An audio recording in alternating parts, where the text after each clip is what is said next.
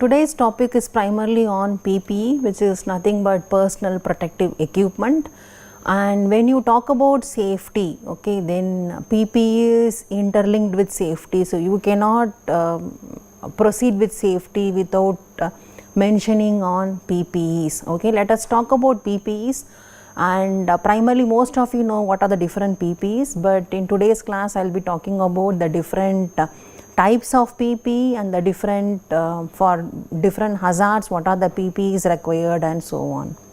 Okay, and I will be giving lot of references from OSHA and IS code, and as far as PPE is concerned, there are so many IS codes available on specifications and etc. So I have only brought few, but there are few more IS codes available on available in the with IS.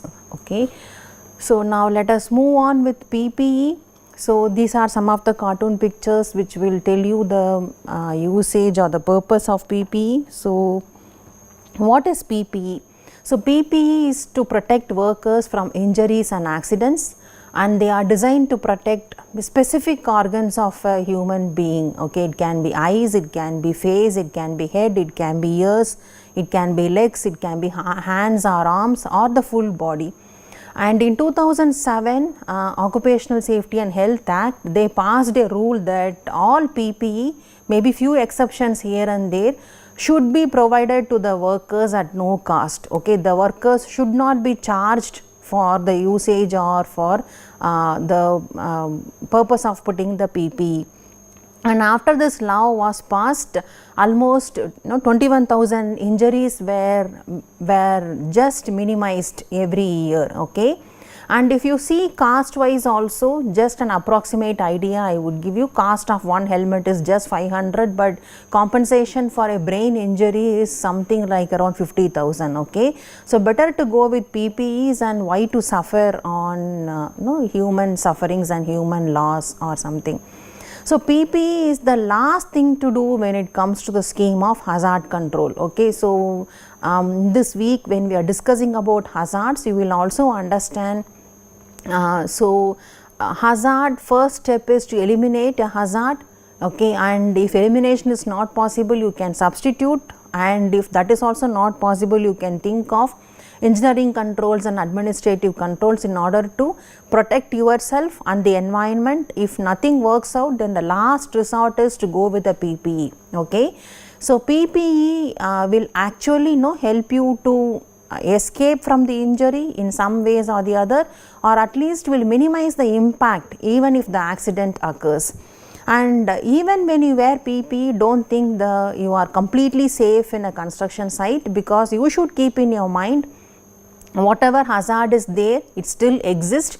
You are only using a PPE to minimize the injury or an accident impact. Okay, and the protection also onto the worker depends upon the worker and what type of PPE is he using.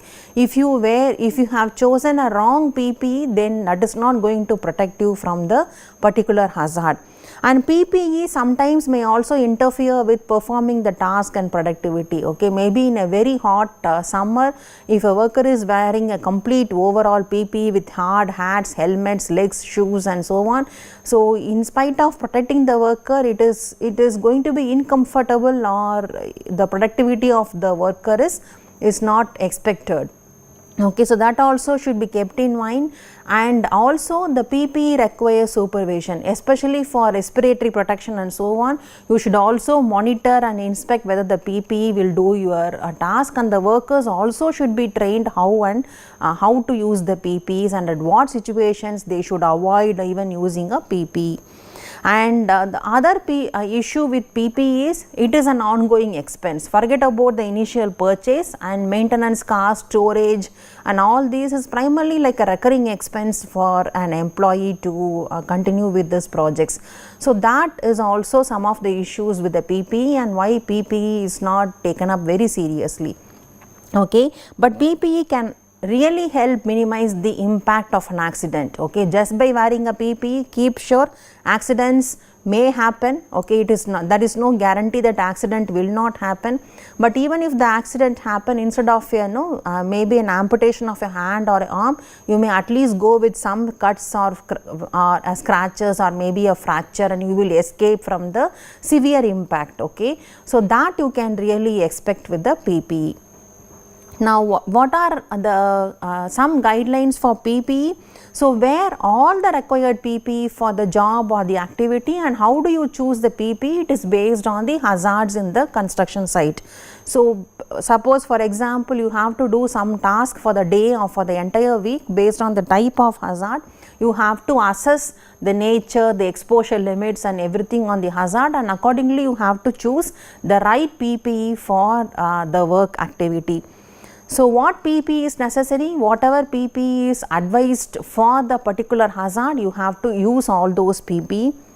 And till the time you are on the job site, you should be using the PPE at all times.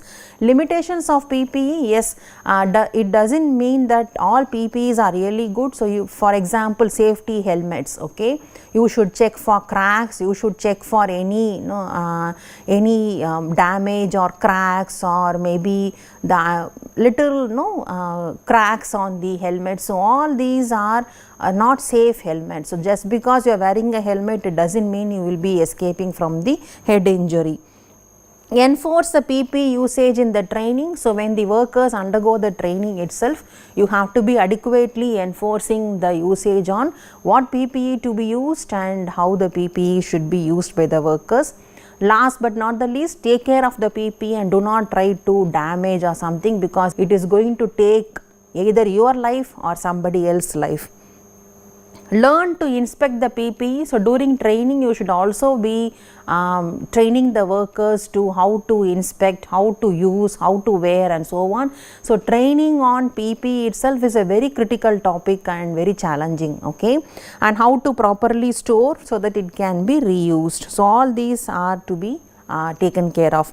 Now if you look at the PPEs, there are so many places where the different types of PPE are used. Let us start from the top to bottom. So first is head protection, safety helmets or hard hats. Then you have eyes, either you can go with an eye protection or a complete face shield. And next is ear protection. Then you have complete full body protection. Then there is hand protection, hand or arm protection, and then foot and leg protection, okay. So this is how the different PPEs are arranged, and we will discuss what are all the varieties available. So number one is head protection. So what for you should wear a safety helmet or a hard hat to prevent any head injury from either from a falling object. Maybe you are actually walking beneath a scaffold or maybe some formwork, and by mistake some materials can fall off from the scaffold or from the roof. Then you have to have a proper hard hat to prevent any head injury from falling objects. Flying objects that may protrude. So this is primarily when you are working on cutting or welding tasks in any construction site. There may be lot of hazards on flying objects, so there you may have to use a proper hard hat. An accidental bumping of head on fixed objects, okay. Maybe you are working on a very congested site and accidentally you may hit on a beam or some objects which are protruding in the site, and to avoid any head injury you should definitely go for a hard hat. The hard hats require a hard outer shell and a shock absorbing lining, and there are some certain tests also you should do for assessing the quality of a safety helmet, okay. One is it should absorb the shock of a blow, so that any falling object falls on your head is still safe and your hard hat is protecting your head. Penetration resistance, primarily for again falling or protruding objects. Flammability resistance, suppose if you are working near fire substances, flammability substances, it should not be yielding to the burning, it should be maybe slow to the burning process. Electrical resistance, primarily for electrical workers. Other one is water absorption, it should not be able to absorb water completely, and the other last one is a heat resistance.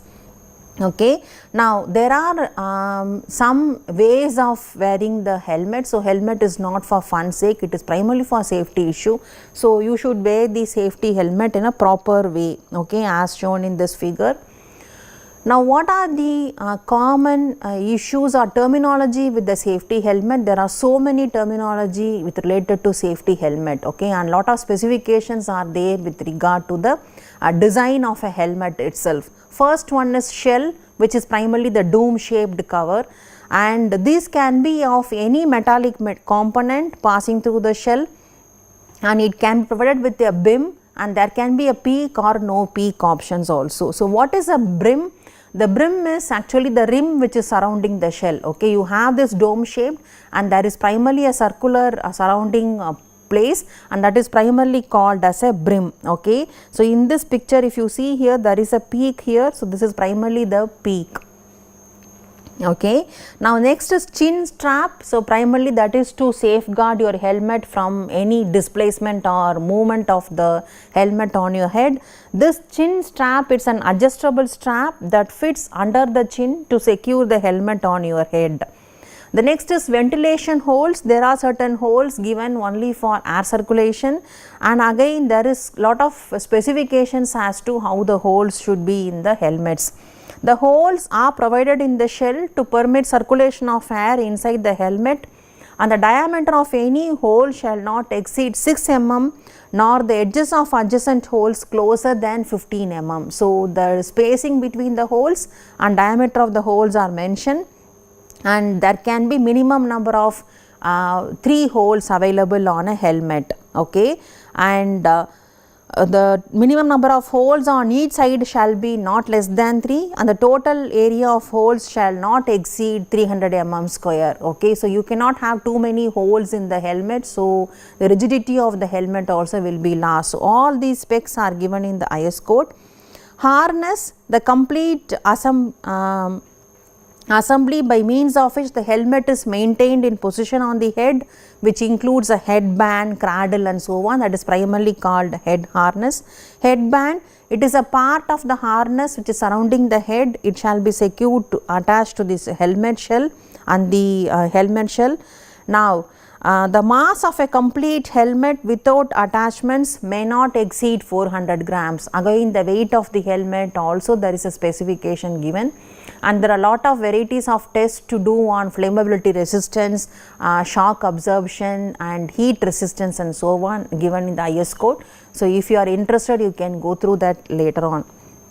The common head injury is primarily called TBIs, which is nothing but traumatic brain injuries, and apart from that, the other common injuries are concussions, hemorrhages or penetrating head wounds. Okay, these are all the different types of head injuries, and when a survey was taken up, many of these workers didn't wear a hard hat when these accidents happened, and some of these workers were also wearing a hard hat, but they didn't wear as per the specification for the hazard. So, there is some statistics given. Again, this is not a recent one, little older statistics. Almost 1 lakh people are hospitalized from traumatic head injuries each year. Okay, and if you see, many of these injuries are primarily because they didn't wear a hard hat when the time of injury happened.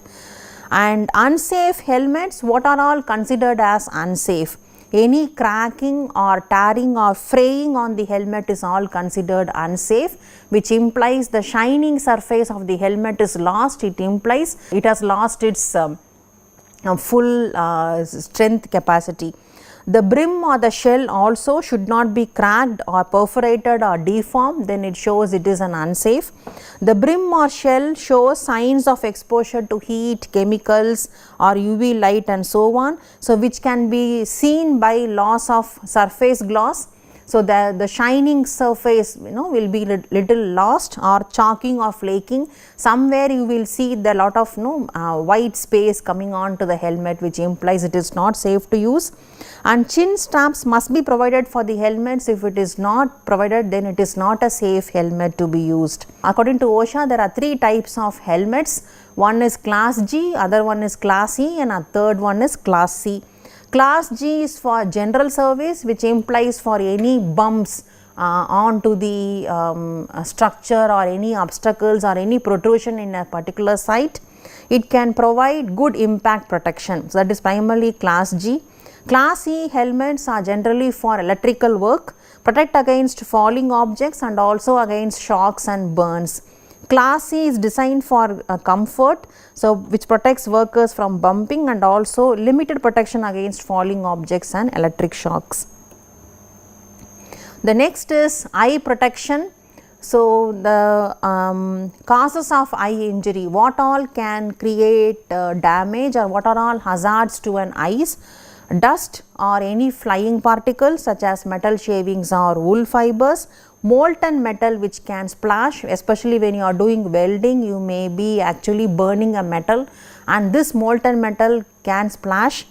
Acids and other caustic liquid chemicals which can again splash, and intense light created by your welding arcs and lasers can be really dangerous to the eyes. So, eye protection, the choice of eye protectors must not be restricting your eye movement or the vision of the eye. At the same time, the eye protectors should be durable, should be easy to clean, it should be you should not interfere with other functions, and also the protective eyewear must be provided to employees who already have an lens for corrective measures to the eye. Okay. So, if you see here again, there are so many eye injuries which are reported in construction than any other industry, especially most of these injuries have happened because of welding and other related operations, okay, welding and laser operations. So, almost 10,000 eye injuries are reported each year, that is what one of the statistics says.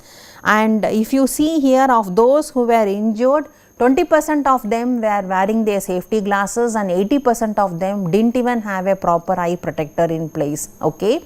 So, compensation paid to an eye injury is almost 80 times more than the cost of a pair of safety glasses. So, better go for an eye protector rather than paying a compensation for eye injuries. So, what are the different eye protectors? Let us go with the terminology. So, what is an eye protector called? It is any form of equipment which includes a lens and worn in front of the eyes to provide protection to the eyes.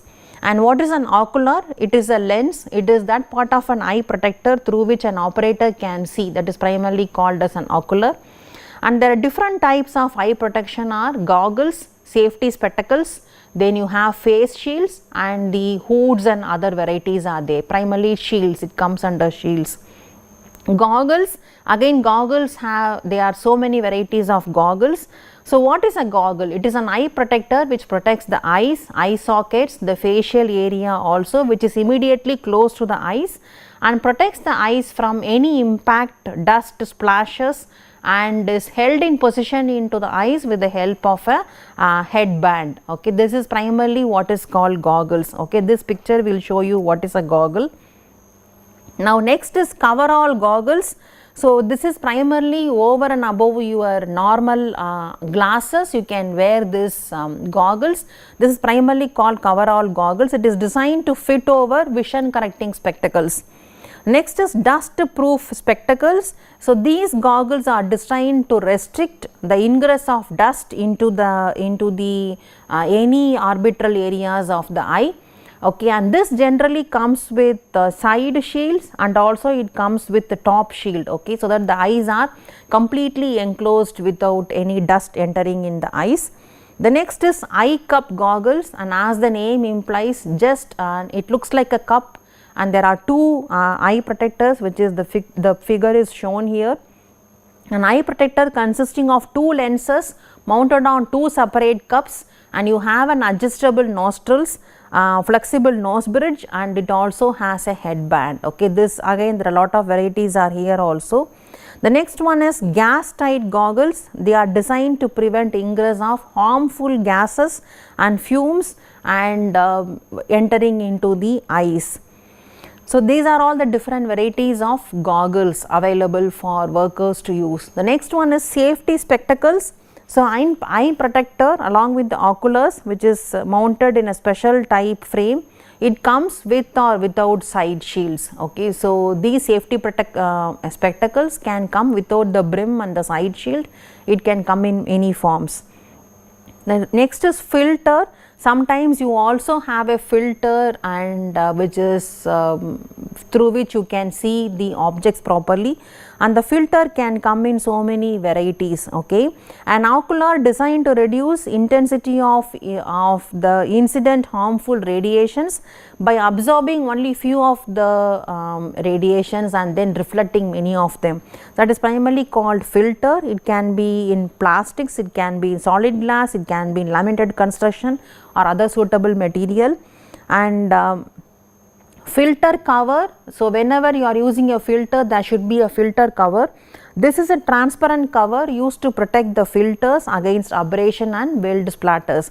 So, generally these are used while welding and laser cutting operations. Okay.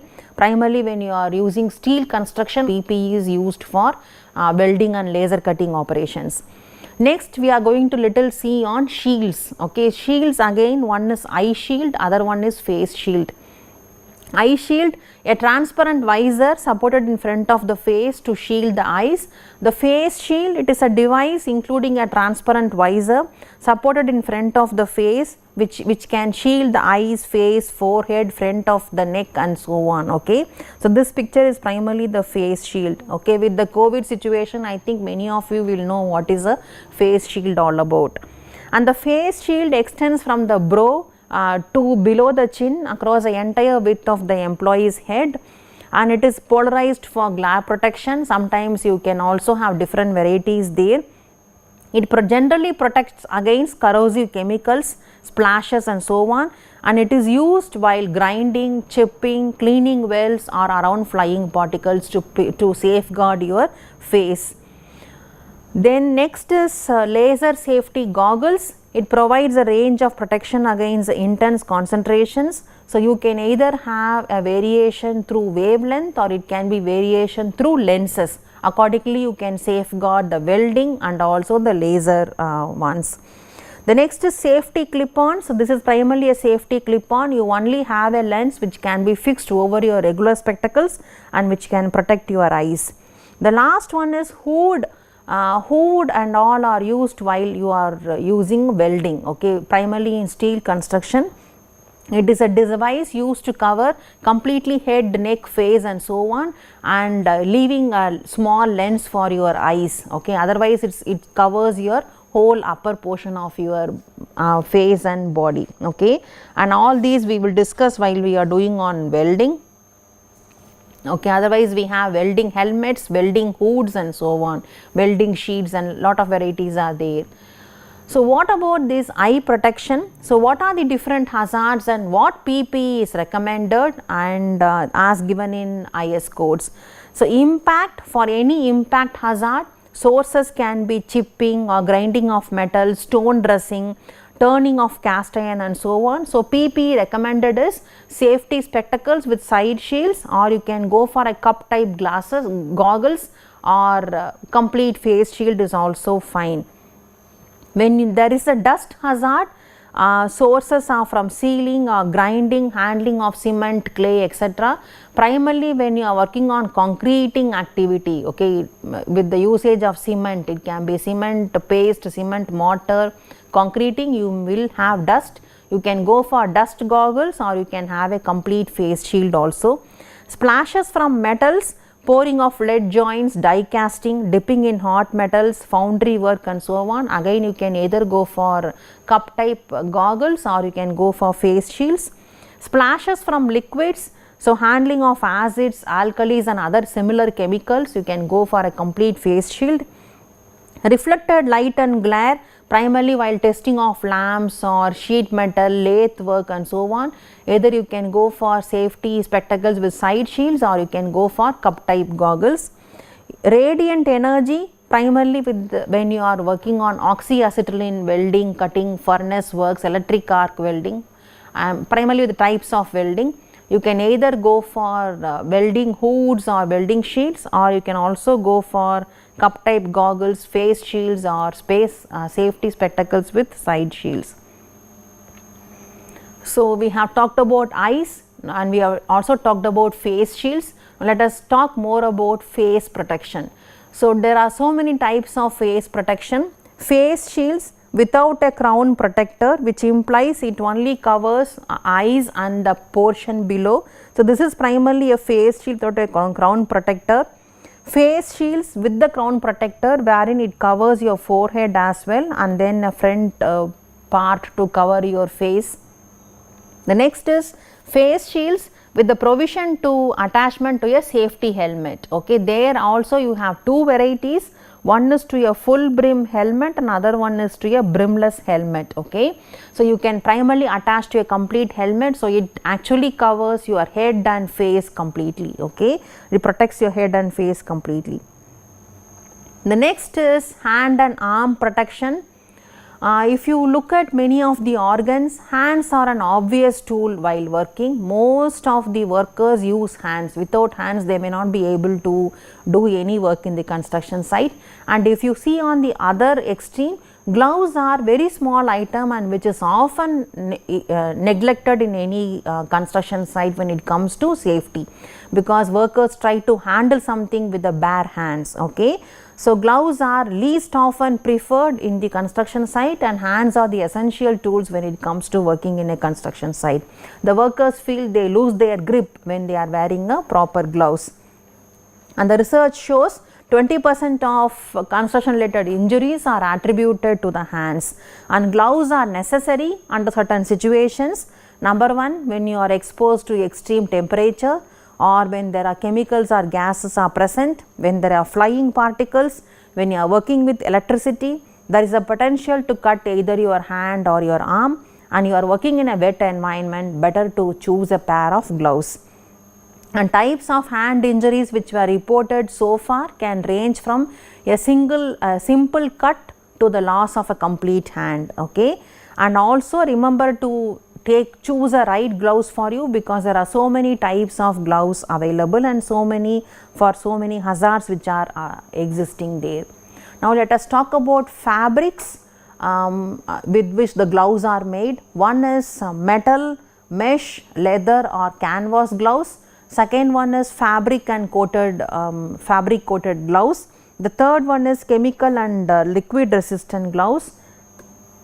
Okay, and also we have something called synthetic gloves. Okay, so these are the different varieties of gloves, and the picture shows you the different varieties.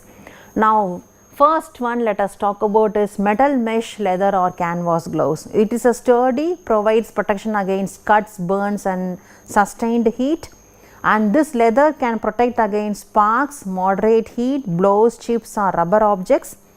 And there are other types of metal mesh gloves, primarily called aluminized gloves or aramid fiber gloves.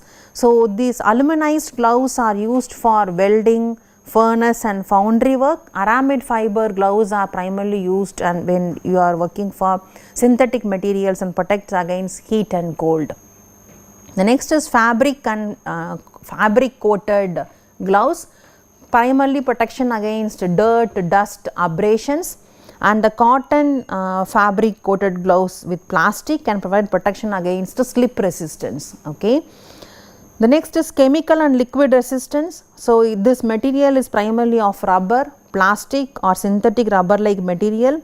It protects workers against burns, irritation and dermatitis. And there are special varieties of rubber gloves which will also protect against acids. Okay, so these are the different types available. What are the different types of hand protection? Okay, it starts from just a single finger protection to the complete hand protection. There are a lot of varieties available and there are a lot of terminology also available as seen in the IS code.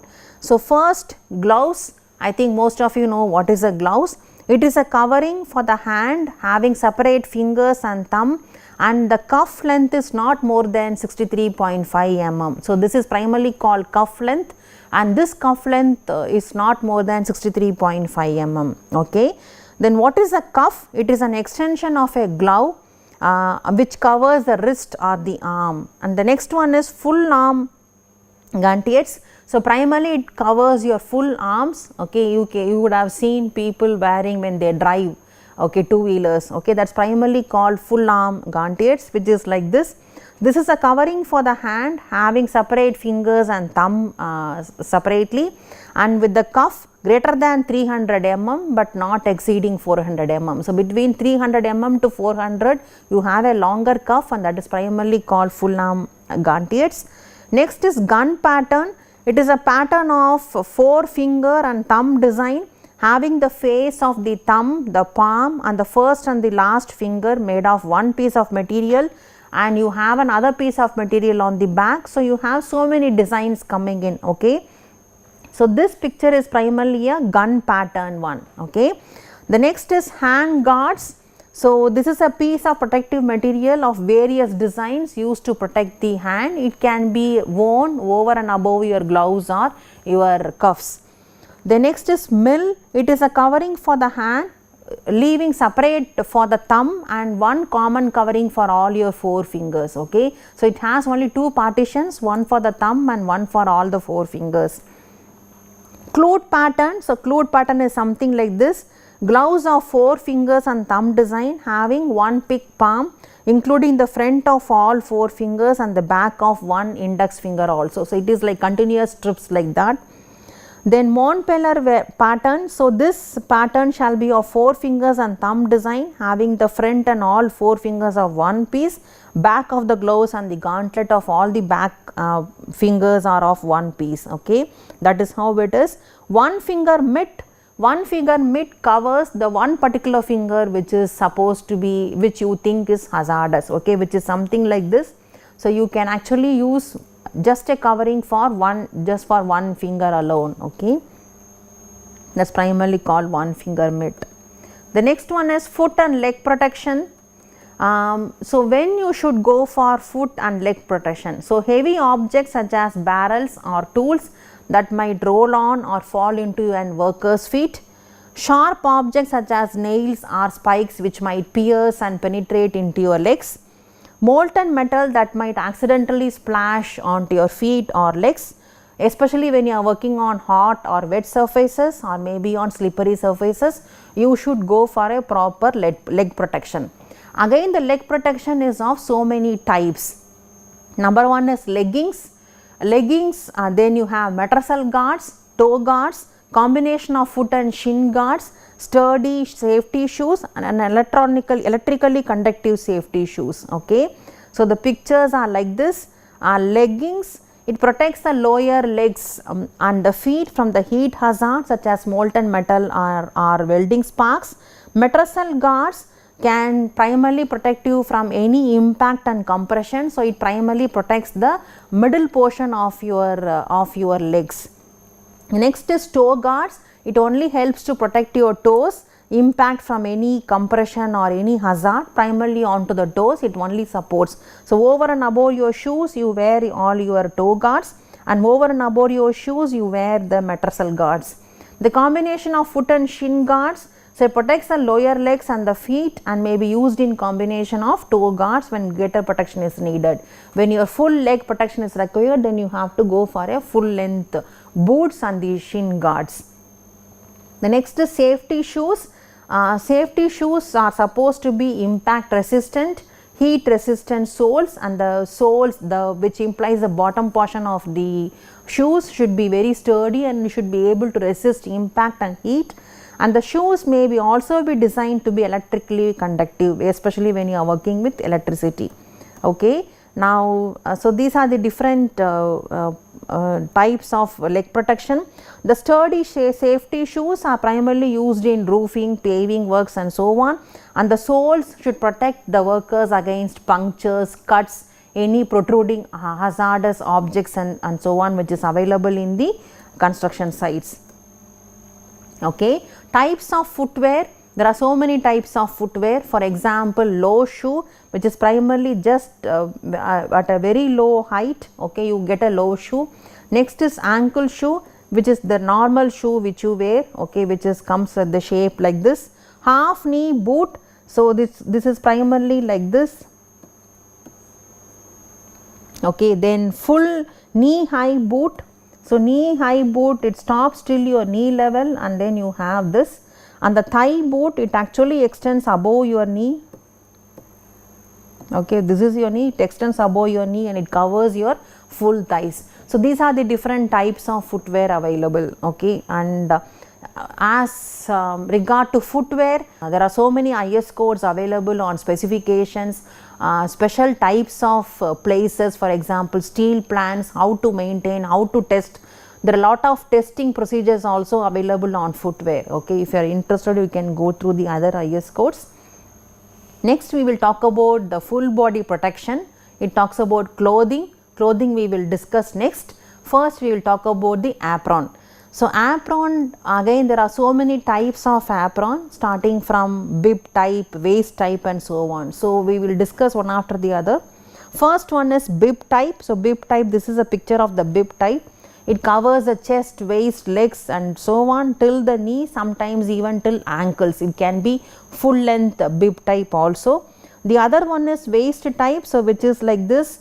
It covers waist and the legs down till the knee, sometimes even below that also. Split type. Split type is usually used by workers when they are working on welding operations. Okay, as the name implies, it has split only for the legs, and you can fasten the apron onto your legs. Okay, divided at the crotch level and fastened around each leg, that is primarily called a split type. Cape sleeve. So this is primarily a picture of cape sleeve. So this cape sleeve can be worn onto your regular aprons. It is primarily an additional protection to your back, shoulder and arm covering, which extends over the upper chest. So this is actually like an overall onto your regular aprons. The next one is overall. It is an one piece apparel which completely covers top to bottom the whole body of a worker, which includes pull on pants, upper portion covering the body, hands also partially or completely. It depends on the type of overall.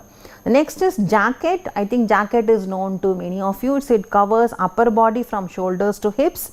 The next is coat. So this is a picture of the coat. It extends either to knee level or ankle level to give the full body and leg protection as well.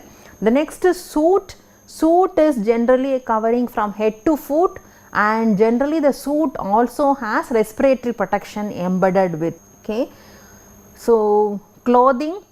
Protective overalls are used by every 4 out of 10 workers, and the other 6 out of 10 workers, they claim clothing is not the clothing what is expected to be worn in a construction site is not, they are not comfortable because either of the warm weather or it is irritating or itching when, especially when they are working on something. So as a result, they don't do a proper overall itself. Depending on the hazards in workplace, you have to have additional more than the clothing, you have to have additional covering. For example, it can be jackets, it can be aprons, it can be overalls, it can be surgical gowns, or it can be full body suits also has to be worn. If you look at the type of fabric with which all these full body protection comes in, it starts from paper like disposable suits, treated wool and cotton, and then leather material, rubber or plastic material also. It comes with different material as well. So paper like disposable suits are primarily used against dust and splashes, and treated wool and cotton are used to protect against workplace climatic conditions. Cotton for hot summer and woolen for cold weather, and also against dust and abrasion. Duck is nothing but a closely woven fabric which is primarily used to protect any cuts and bruises. Leather material is used to protect against dry heat and flame. Rubber primarily for acids and chemicals. Okay, so your choice of fabric and the type of fabric, as you have seen earlier, you have to mix and match and then choose the right clothing for the hazard. Now when you talk about clothing, there are few things which generally safety researchers touch upon. One is clothing, the actual clothing. The next one is jewelry and hair length. Okay, so you should not be wearing a loose clothes which enters a machinery and so on, and jewelry should be avoided, and also the hair length is there, it should be properly held in place. What to wear dress appropriately according to the weather and also to suit the hazard. And do not primarily you should wear a long sleeve shirts, especially when you are working in hot summer and also when you are doing welding operations, and long pants, especially when you are working with durable material, especially when you are working with all these dust and areas of pollution. So what not to wear? You should not wear nylon clothes when you are working near welding. You should not choose synthetic fabrics when you are near electrical work. Okay. Then types, so leather clothing, asbestos clothing, flame proofed fabrics, chemical resistant clothing and rubber clothing. How to safeguard? So leather clothing makes you safe against water, oil, acids, etc. Asbestos clothing, so it actually protects you from dust and other pollutions. You can wash asbestos clothes in warm soap water, but you should also keep in mind it starts shrinking while you are washing. So you have to keep sure that make sure that the asbestos clothing is properly maintained, okay, and you are not tearing it or crushing it while handling and using it. Flame proofed fabrics, so flame proofed garments are usually made from cotton impregnated with the flame resistant chemical solutions, and often the cleaning of garments may be through paints or oil or grease. It should be it should be properly cleaned off from the garment and by dry cleaning. After dry cleaning, the garments should be tested for their strength and resistivity, and then only it should be used against for the next round of work. Chemical resistant clothing, it protects against acids, solvents, caustics and similar materials. Primarily it is embedded or coated with plastics are used with the along with the garments. Okay, when you are working with chemical resistant clothing and when chemicals have been splashed, you should wash it very carefully. Rubber clothing, it helps you to protect against excessive heat and mechanical damage. So avoid exposure to direct sunlight, okay, otherwise the rubber quality may go torn, cut or scratched, or it may be worn out with direct sunlight. So avoid crushing or squeezing it, as the quality of rubber will go off, and when wash and dry thoroughly before storing it, and you should also warm dry before you are storing a rubber clothes. Next is ear protection.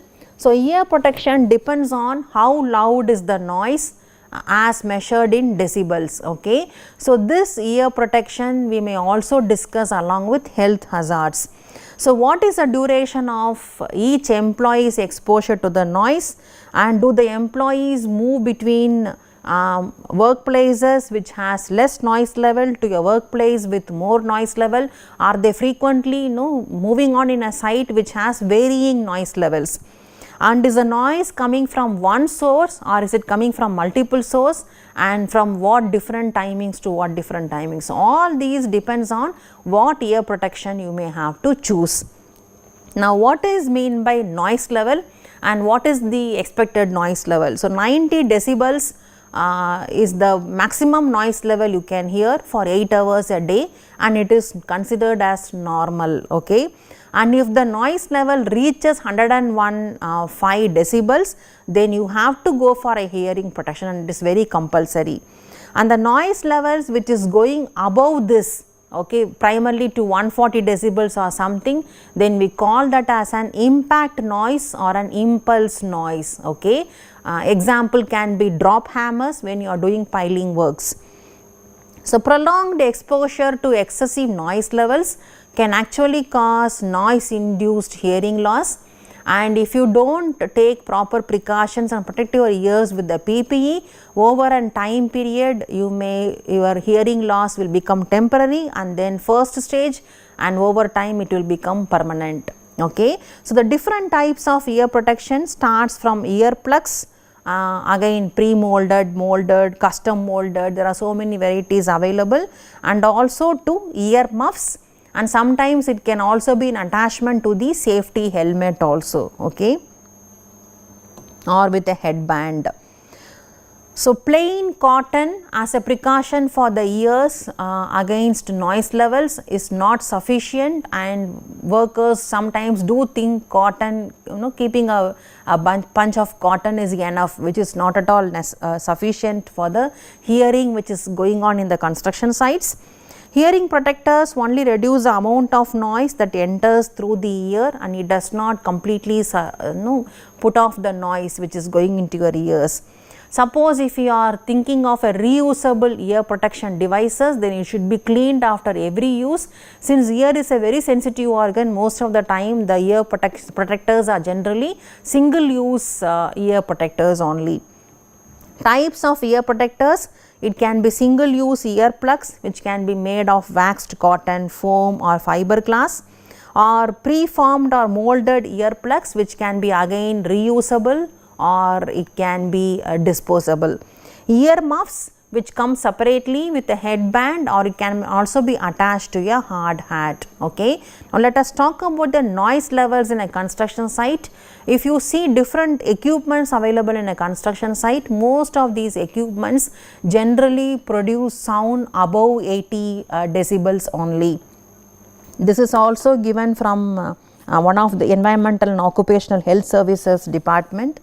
So, backhoe 85 decibels, bulldozer 87 decibels, chops are 92 decibels, grader or scraper 107, front end loader 90, jackhammer 102, nail gun 97, router 90, welding equipment 92. So, almost day to day operations, if you see, every operation has one equipment or more than one equipment which release noise which is beyond the permissible limit. And even if an operator is actually hearing all these noise, all the workers who are working near that particular equipment also will be hearing that same noise levels, and it is recommended even for the others to wear. The next comes respiratory protection. So, this is primarily for confined spaces. In confined spaces you may not have either good amount of oxygen or little surplus amount of oxygen. So, in those places, or maybe even harmful gases may also be present along with the chemicals and other toxic fumes and vapors. So, you may have to have a respiratory protection if you are working in those places. So, atmospheric air contaminant agents, it can be through breathing. You may be breathing harmful dust, fogs, fumes, mist, gases, smoke, etc. And when you have a normal contaminant, you can go for a dust mask, which is an ordinary mask which we use these days. And when there is a hazard level with oxygen deficiency and so on, then you may have to go for a specialized SCBA protector, which is nothing but supplied air respirators. And when you are having a toxic contaminant, then you may have to go for an airline respirator or a gas mask and so on. Okay, and whenever now respiratory protection is very serious, and in the training itself you should be giving adequate training to the workers as to how to inspect their respirators and how to use their respirators and what should they do when something goes wrong and so on. And first, number one, training should cover the following topics: why the respirator is necessary, and how any improper fit, usage or something can actually compromise the protective effect of respirator. Then what will happen? Even though you wear a respirator, it is not going to protect you at all. So, the limitations and capabilities of the respirator also the training should be covering upon, and how to use a respirator effectively in emergency situations, including respirator malfunctions. Suppose you have entered a confined space and the respirator has created a malfunction, you should know how to come out of the emergency situation and move out of that place. Then how to inspect, put on, use and also remove and keep away your respirators, all these should be covered in the training programs. And what are the procedures for maintenance and storage of the respirator, how to recognize medical signs and symptoms that may prevent the effective use of respirators. Suppose you have some medical history or something, then how safely you can use respirators and so on. First of all, it should be understood by you, okay, then only you should be thinking of respirators. And whenever you are using respirators, the last thing is you should know where are the filters, how to use the filters, and how you should change the cartridge change schedule. That also you should be aware of, and it should be discussed in the training programs. The next topic is full body harness. Okay, so when you talk about full body harness, primarily with a fall hazard, you have a danger of falling from heights, and this full body harness is there. So when I discuss on fall hazard, we will be discussing this in depth, but it is primarily a part of a PPE, so I will be little covering on what is a full body harness. So full body harness, there are some terminology available on full body harness. One is safety belt. It is an equipment which provides protection and safety in construction, primarily for working in construction, maintenance, operation works, electrical services, and for any maintenance of structure, building and so on. There are a lot of issues for which you may have to go for a safety belt. The next one is waist belt. This is a part of the safety belt or harness which is fastened around the waist. The next is safety harness. It is a complete assembly which consists of waist belt together with shoulder straps or also leg straps based on the type of safety harness. So this is a picture of a full body safety harness. The next is lanyard. So this is a line which is generally used for connecting the safety belts or safety harness to an anchorage point. Okay, these anchorage points are the fixed points, or maybe it is supposed to be the load bearing point from where you may be falling off whenever there is a fall happening. Lifeline. So the line which provides the linear communication between the user and the rescue party, and at the remote distance by tension or other means, particularly in an enclosed space. Okay, so maybe an worker is actually in an enclosed space or something, then you should actually have a full body harness or a lifeline for the worker to go, and these lifelines are the means of communication at those times. Okay, for the people outside, for the workers to communicate to the workers who are standing outside the confined space. Okay, now this is primarily called D-ring, okay, or the D-clip. So D-clip is very, very critical. Okay, so this D-clip itself should be able to support 5,000 pounds at least. Okay, so failure in the D-clip, primarily the worker will die. Okay, so this D-clip, based on the choice of this D-clips, there are so many types of body harnesses available. Okay, so number one is class A harnesses. Class A harnesses are designed to support the body during and after the fall. So this is a normal one, and this will have one D-ring for the fall arrest attachment affixed to both the shoulder straps and at the back or at the front. The next is class D harnesses are designed for controlled descent from a height, and this will have front or side mounted D-rings. Class E harnesses are designed to support the user for entry and exit into confined spaces. This will have a sliding D-ring on each shoulder straps.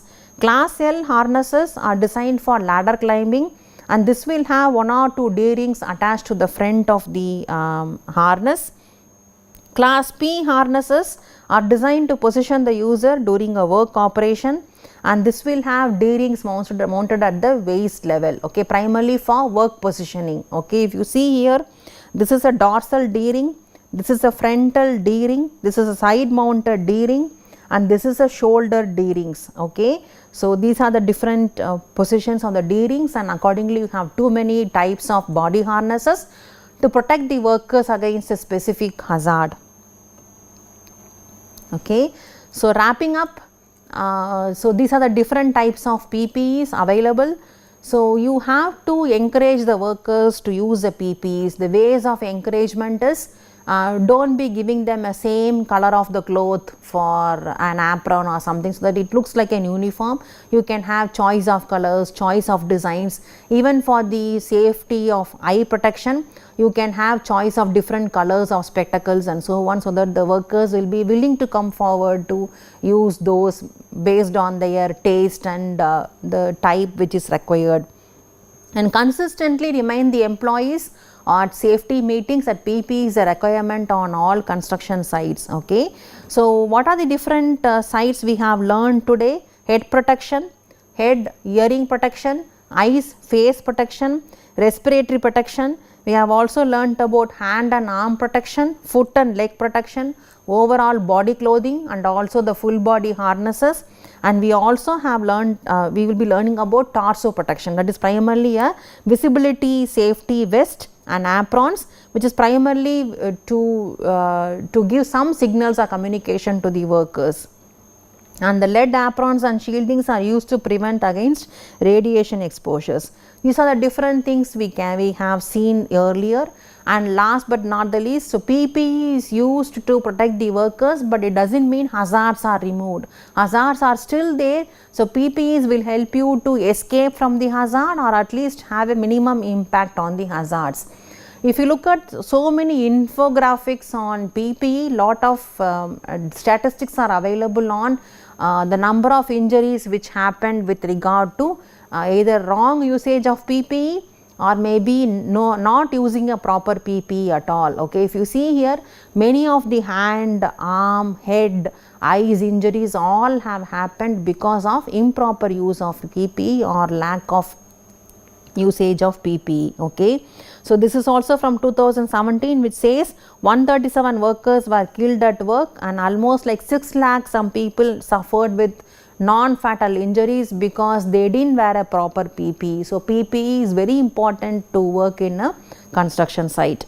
So, with this I will close for today's topic, and before that these are the different references from where this particular lecture was taken up. If you see here, there are so many IS codes from where I have collected all the material, and especially for foot and legs, okay, there are lot of IS codes available. Thank you.